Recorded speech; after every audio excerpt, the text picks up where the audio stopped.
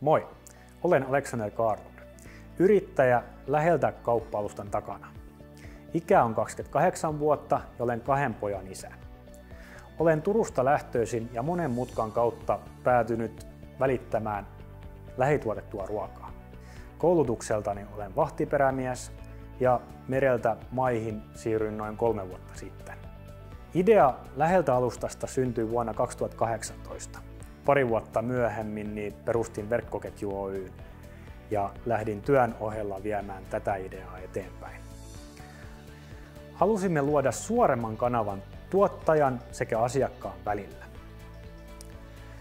Luoda palvelun, joka auttaa tuottajaa viemään tuotteensa omalla nimellä eteenpäin ja saamaan näin myös paremman hinnan työstään.